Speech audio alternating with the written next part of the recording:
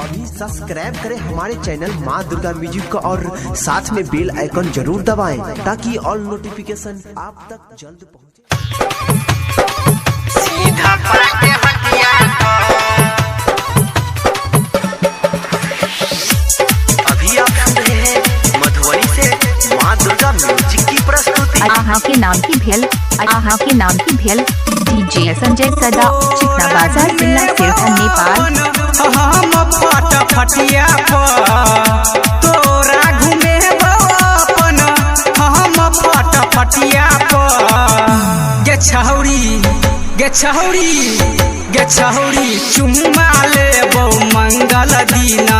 सीधा पाके हटिया गे छौरी चुम्मा लेबो मंगल दीना सीधा पाके हटिया आहा के नाम की भेल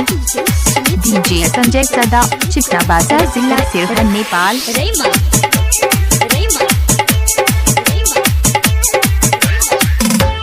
हाथ में हाथ धोके घूमेब तोरा गे हम रसीली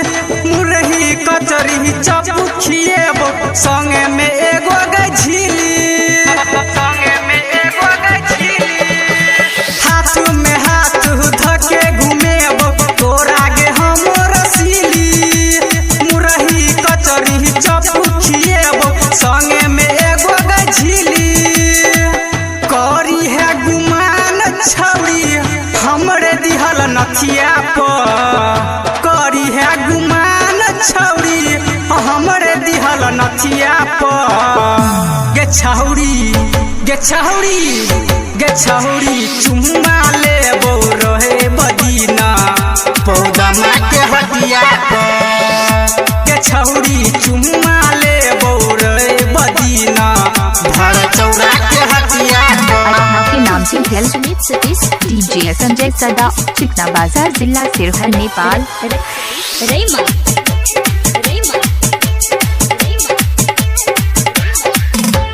और ही बरुआर के छौरा गे छौरी छिए बड़ा गे छिहतरा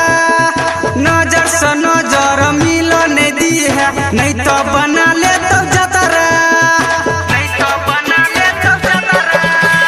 और ही बरुआर के छौरा गे छौरी छिए बड़ा गे छिहतरा नजर से नजर मिलन दी है नहीं तो बना ले तो जतरा ओ धनी संभाल कर रखी है तू अपना छतिया ओ धनी संभाल कर रखी है तू अपना छतिया गे छौरी शुक्र दिन चुम्मा लेबो मारल के हटिया गे छौरी रहे बदीन चुम्मा लेबो खाजे जी के हटिया आहा के नाम की भेल डीजे संजय सदा चिकना बाजार जिला सिरसा नेपाल।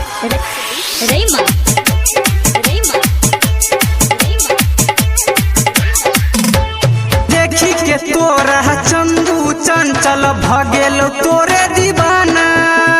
गामे गामे डीजे पछौरी बाजे छे ओकरे गाना देखी के तोरा चंदू चंचल भगेल तोरे दीवाना गामे गामे डीजे पछौरी बाजे छे ओकरे गाना